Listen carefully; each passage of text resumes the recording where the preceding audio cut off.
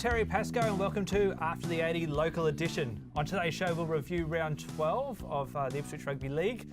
We'll also have a sneak peek at tonight's State of Origin. It is Origin Day, as well as our this week's player profile. As per usual, joining me on the panel is Anthony Bummer Breeze. I can't believe you're wearing that jersey. I was going to say that filth, but I'll be kind. I like to follow winners, or winners for this year anyway. Over the last probably 10 years, we haven't had a good run, but anyway, very confident tonight. We'll find out next week whether I'm a winner or a loser. I was going to say, have you been watching this, like following a winning team? I mean, how many years have we won again? I've lost it. Well, I remember about 4 years ago, Jared Hayne led us to victory, which was about 4 years ago. So we're due for another one anyway. Anyway, it's a local edition, so let's get back to it. Right. Also, our special guest this week, coming off a huge weekend of footy, is Ali Brigginshaw. Welcome. Yeah, thanks for having me. How'd you pull up after the weekend? Yeah, pretty sore actually, but it was a great weekend for Rugby League and women in league. So. Excellent. Now, if you'd like to join the discussion, you can find us on Facebook. Just go to Phoenix Media Hub, like the page, and you can keep up to date with all the information here.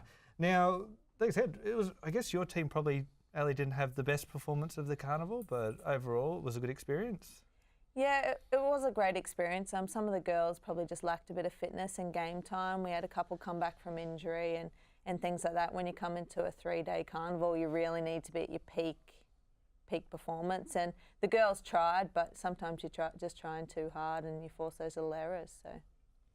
Obviously, Ali, you started playing at a very young age there. We've got a photo that's about to come up shortly there. Explain this photo. Yeah, that was actually under 10 schoolboys, so I was the only girl to play in that team, and I love that photo. It just kind of resembles of where I've come from and the struggles I had being the only girl, but I wouldn't change that for one single thing. Well, I guess you know, being the only girl in that side, but then now the women's league's about to start in the NRL. We saw that Sam Brenner has signed with the Dragons. I guess there'll be news shortly about the Brisbane side. Yeah, in discussions, but that will be released later in the week. But we'll just see. It's exciting. Like, I'm happy for Sam and the other girls to sign for the Dragons. Anyone that gets to sign with an NRL club is an absolute dream so I'm really proud of the girls, and it's exciting to see what the end of the year will bring. Obviously, the name Brigginshaw in the Ipswich area is a pretty big name through your dad, Larry, who was obviously a champion player. Has he passed any advice or skills on to you? Yeah, definitely. He is at every game, and after the game, he's like, "Oh, you did this wrong." He's always bringing up that one thing that I might have done wrong, but I wouldn't change that for anything. Like he picks on your game like you need, and same as my mum and my brother. They always just pick up that little thing that I can work on, but that helps me grow as a player. So I'm forever grateful. Well, I guess you don't want to be getting the you're great today, today, because your head would grow, but I mean your game wouldn't progress either, would it? No, not at all. And from the age of 10, Dad used to help me every game, and we had this little deal that I'd get $1 for each tackle I made. So I was just going around tackling whatever and whoever I could. So. Well, let's go back a few years. 2015, triple leg break. That must have been devastating. Yeah, actually, I didn't think I'd ever come back to the game after that break. The news was it was at state champs, and I got the news and I just thought, oh my God, like 3 broken bones and plates and screws and surgery. I just thought, you know what, this might be the end. And when I got out of surgery the first time, it was quite tough. I couldn't walk without shoes on. It was really, really surreal that I couldn't actually walk to the fridge or anything without pain. So ended up getting the plates and screws out and made a return, and now don't have an issue. So very lucky. Obviously, fast forward to last year. Obviously, that was a disappointing year. Fast forward to last year, the World Cup. Won the world title. You were the best player in the world. Trying to be. Yeah. No, it was a really good year playing in a World Cup in itself, and then to win one. With the coaching staff we had and the players we had, it was just surreal. Like, it just keeps playing over in my mind that minute that hooter went, and just the look in each other's eyes of, wow, we've done it. It's been such a hard year. We had a grueling 6 weeks coming into the World Cup of fitness and strength and swimming, like any cardio we could do, and I think that really got us over the edge. Explain that experience of just running out in a World Cup, like having the Australian jersey on. Yeah. What's it like? It's hard to explain. It's just you run out there and it's actually really overwhelming. You get a bit teary because your family there, your friends are watching from home, you're getting messages before the game saying good luck, and it's just, it's an overwhelming feeling. It's so nerve-wracking, but then once that ball's kicked off, it's game time. You get that white line fever, you just want to smash Yeah, people? I just want to smash people. That first hit is what I'm after. All right, now I'm surprised, it is Origin Day, but I'm surprised you don't have your mobile on the desk waiting for a phone call from Jason Heverington. He's probably going to call, hopefully with some good news, but our game is in 2 weeks, so that's really exciting, and it's live on Channel 9, which is something that's never happened before, so that's just something that's, never happened. So that's the Friday night game, if I remember correctly? Friday, 22nd of June. And where are you playing? North Sydney Oval. Oh, that'd be good. A nice traditional old ground. Yeah, and we're the only game, so we're live standalone for the first time, and we're called the State of Origin. Yeah, because there was a lot of speculation that the residents game was going to be on the same night, but obviously they've shifted that, so you will be standalone. So that'd be amazing for you guys. Yeah, it's just for us to be on the same level as the men, and they're called the State of Origin, and we've tried to be called the State of Origin, and there's a few issues as to why we weren't, but now we are State of Origin, the women's State of Origin. Oh, that'd be awesome. Well, good luck, and hopefully your phone's probably ringing now while you're on the show. So, all right, well, let's have a look at this weekend's past action. Let's have a look at the results first of all, I guess, Bomber. Not many surprise victories there. No, probably the top one there, the North Brothers one there. That could have gone either way. The other two there, Goodna were obviously the favourites against West End, and Vassarfern were obviously the favourites against Eastern Cobras, but they both didn't have it their own way. Well, it was a brilliant first half for the Bulldogs on the weekend. Yeah, I was down there. I did the commentary box down there to help them out there. West End raced away to a 22-6 lead at half time there. The second half, they just fell away. They gave a few penalties away, and obviously the discipline was a big thing, and they were 16 points ahead. They had a shot at goal that they could have put them 18 ahead, but they didn't decide to take it, and obviously in the end it may have cost them. All right, well, we'll have a look at the Brothers versus Norths game. So Brothers got up 22-16. I guess Brothers would always have a soft spot in your heart, Ali? Actually, in this game, the Norths have the soft spot, but I play at Brothers, but I grew up in Ipswich at North Ipswich Tigers, so you're a bit torn. Yeah, I don't have a favourite in this game, but I'm glad it's a close game. And Norths have normally been starting slowly, Bomber? Yeah, well, this year, the first half of the season, they've been chasing teams and winning, but in this game here, they raced out to a 16-0 lead before falling apart, obviously, in the second half. And there's different teams in the second half with Brothers completing. Yeah, well, obviously the halftime talk, obviously from Jason Connors there was a good one there. They come out, they completed a lot better, and they got away with the win. All right, now we'll also have a look at Eastern Cobras and Vassarfern game as well. Now Vassarfern, I guess, got away with the victory, but it probably wasn't as close as what you'd think. Yeah, well, they would have went into this game as big favourites, but they lost their hooker, Carly, and he's instrumental for him. He gets them going on the front foot. He picks it up there, leads the forwards around, does the tough stuff in the middle of the field. And with him gone, they look a little bit disjointed. But you can see from their style of play with the Fijians and that they've got that they're a flamboyant team. And there's Blanda Bavu going into school for them. It must be frustrating being a Cobras fan because they played well, but they're just not getting over the line, are they? No, well, I don't know what's wrong with them. Like, there's probably nothing wrong with them there. They just can't compete for the 80 minutes. So if you can't compete for 80 minutes, you're not going to win a lot of games. And this is about the fifth game that they've lost by under 6 points. So. Ali, would you say that that'd be right? Like, a lot of football's a basic game, completions and obviously speed as well. Would you agree that that's what a team needs? Yeah, especially it comes down to these local games of who's better on the night for the whole 80. And that's what we struggled on the weekend. We completed 2 from 11 in the second half. We were never going to win that game, completing 2 from 11. So, yeah, completions. I don't think a lot of the players realise that completions are the key to the game. But if you look at these stats from these close games, you'll find that it's that team that got that extra set in. And it's also just not completions of getting a try at the end of it. It's just doing a good set of 6 and kicking to the corner. Yeah, getting to your kick doing the basics. Sometimes you got to kick early to get a roll on, but forward take being turned around. So Now, Fassifern back's on fire again, though, so that was another highlight to the game. Yeah, they've got them style. They've got the Fijians there, Marika and Lavini out wide there, and Blander Barvi was a PNG hunter last year, so adds a lot of experience. He knows when to chime into the back line, and they're just very elusive, so they just play off the cuff football. So And plenty of speed here, straight down the sideline is incredible. yeah, well, like we were talking a little bit earlier there, speed's a big thing in the centres to the wingers, so as long as you've got quick wingers there, you're a fair chance.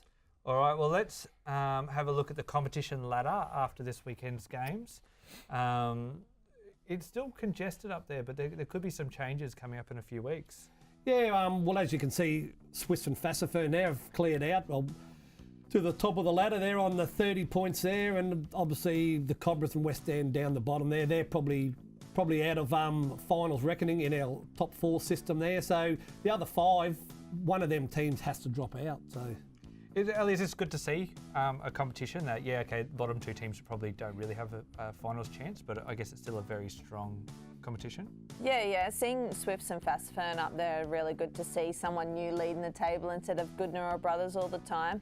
With West End and Cobras, they're just losing by a couple of points, so it is hard to be behind by 12 points on the ladder when you're losing by 2 or 4 points throughout the year. So that must be frustrating being down there. But yeah, it's great to see those other 2 teams holding it up the top. All right, well, that's everything from round 12. Now, let's have a look at this week's player profile. Hi, my name is Israel Oti. I'm from New Zealand. I'm aged 20 this year, and I play for Ipswich Brothers. I first started playing when I was 4 years old in a small town in New Zealand. I played for Waitemata Seagulls as a junior, and then my dad thought it would be a good opportunity for me to come over here. My current position right now, they have me at hooker. At the start of the year, they started me at 5'8", but a few injuries had me moved around, so yeah, I'm playing hooker at the moment. Making my parents and my family proud, you know, like just coming out, doing the thing I love most, and yeah, just coming off the field and seeing that they see I've done a good job. I really like Sam Burgess. Yeah, I just like his toughness in the game, you know, leaves everything on the field. Yeah, to all those young players that are looking to play rugby league, just have fun and try your best, you know. Don't put pressure on yourself as long as you're having fun and enjoying your time. Oh, if I had to be signed to a team, it would probably be the Brisbane Broncos. Yeah, I've always been a fan of the Broncos, just a warm and welcoming club. I think a lot of players on our team, people should keep an eye out on for. And one in particular will probably be Denman Ayu. He's our prop, yeah, I rate him, he's a very good player. And yeah, he'll be one to watch out for in the future. I'll go for Queensland, I'm a Queenslander. Queensland's gonna smash it, yeah, we're gonna kill them. It'll be a close game, to be honest. I think New South's looking pretty strong this year, but yeah, I think Queensland will get up by at least 12. At least 12. Israel Oti there from Ipswich Brothers. Geez, I really do love our player profiles. And I guess, Ellie, do you think Dad'd take a kick out of it for doing it from a local level? Yeah, some of these boys probably haven't had the exposure, so it's probably good to get out there and get to know the local players and their stories. All right, now we couldn't go through the show without talking Origin. I know it's the local edition, but you know we've got to have a chat. The game's tonight.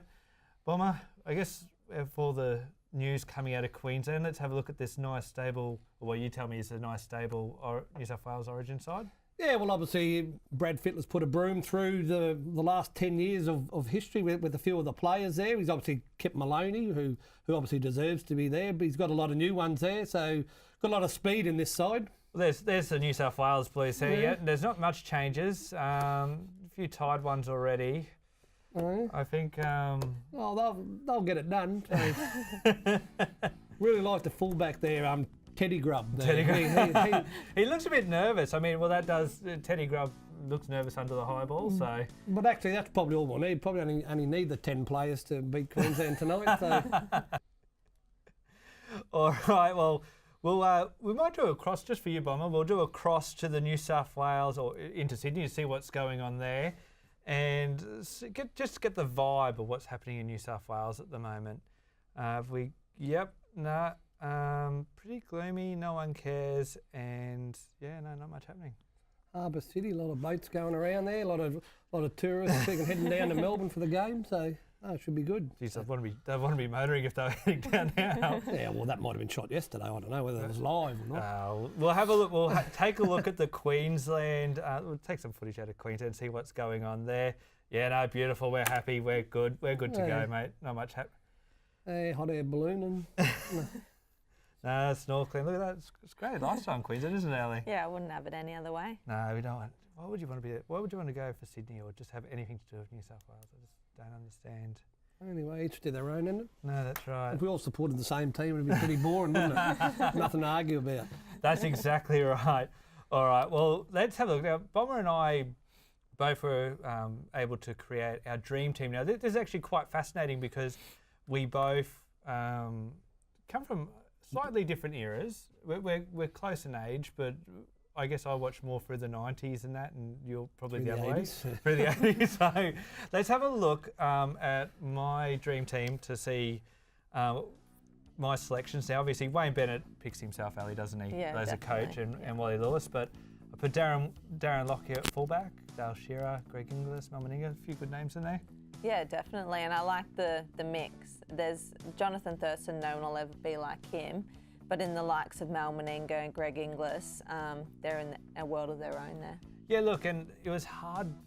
It was really a toss of the coin for Alan Langer and Jonathan Thurston, and I do have Cooper Cronk come off the bench because he played through that dynamite era of Lockyer and Thurston in the halves and coming off the bench, and he played a really good role, so that's why I left him there. And I guess I couldn't go without having Billy Moore in there. He was my 17th man. I had to squeeze him in there. You always have to get him in that Queensland too. All right, well, now that's my side. What were your thoughts of it, Bomber? No, that's a pretty good team, and it'd probably run second to the New South Wales team, but that's quite a good side there. A couple of good legends there. Artie was there from the start. Lockyer, JT. Well, let's have a look at yours and see how that would have lined up against it. Still grab a few more. Just more grubs, more grubs. Yeah, it's a couple of capitals. So. All right, there's your actual dream team. Phil Gould as coach and Ray Price as captain. Yeah, well, obviously I've got Gary Jack at fullback there, Eric Growth in the team of the century. I've got Jared Hayne on the wing there. Obviously Mick Cronin and Steve Rogers. A lot of people wouldn't know them, but Mick Cronin, point scoring champion, and Steve Rogers, the Prince of Centres. Brett Kenny, the best 5'8" at Origin level. Peter Sterling. And then up front, blocker, I had to get Andrew Johns in there. I love Andrew Johns, the way he plays. I had to get him in the side. And he did play hooker for New South Wales. And then Gallen, Clyde and Pearce. And then on the bench there, I had to get Brad Fittler in there somewhere too, and Harrigan for his toughness. I'd ask you a question, Ali, but I'm sure you're probably not even interested in looking at this side, are you? Not really, especially with Jared Hayne being there. So. Well, that's exactly right. He's an interesting character. I guess, what's your take on Origin? You've seen our dream teams, but I guess what's your take coming from obviously the view of the women's side? I just always have it as it's the hardest game you can play, and I'm sure a lot of the boys would say the same, that you can play for Australia and you can play in a World Cup final, but pulling on that Queensland jersey against New South Wales is one of the hardest tests that you'll ever play. And we talk about the run that Queensland had. The women's Queensland side had a huge run for many years, didn't they? Yeah, we had 18 in a row. And I guess it's good to see New South Wales winning the last couple for the women's game. But Queensland are working hard and will hopefully be back up there this year. I guess that's what we got to play this year. We've got to keep the game interesting. We can't win every game. Oh, well, that's right. Good luck for your selection and your game. Hope you play well in the Origin, but I don't think he's a win. Now, that's our dream team. Let us know what you think. Write up your dream teams. Comment below on our Facebook page. Well, let's have a look at this weekend's games in the Rugby League Ipswich competition. You got Fassifern and Norse and Swifts and West End. Now, again, like you got Swifts and West End going up against each other, but this could be a closer game than what we think. Well, if we can, like we said earlier, Swiss should win this game and probably win it easy. It's top versus bottom, but that's not how the competition's going out. West End, like we said, led 22-6 and probably should have iced the game against Goodna, but they didn't. So like you said, all games on Sunday too. So, Ellie, is there any game that's piqued your interest? Fastfern and North. I always liked that particular game. You know, the country boys come in and play against the North Tigers, but yeah, it'll be interesting. Being Fastfern up at the top, I think North will really go for them this year. All right, well, that's all the time we have for After the 80 local edition this week. Can I get your tip for tonight? New South Wales by 8. By Close 8? game there. Close game. What about you, Ellie? Let's go Queensland by 2. You know, you read my mind. I was going Queensland by 2 as well. So it's going to be a close game, a lot of debutants, and we'll see how the game goes. Well, thank you very much for coming into the show, Ellie. No, thank you for having me. Pedal. And Bomber, as per usual, thank you for your contribution. No, thank you. Like I said, it's always good to get the local game out there, and it's always this time of the year, it's Origin time, so let's get out and hope it's a good game tonight. Well, look, I hope you enjoyed the show just as much as we did. For more updates, like I said, go to our Facebook page. Give us your dream team. Just go to Phoenix Media Hub and comment on our episode. I'm Terry Pascoe. Thank you for watching.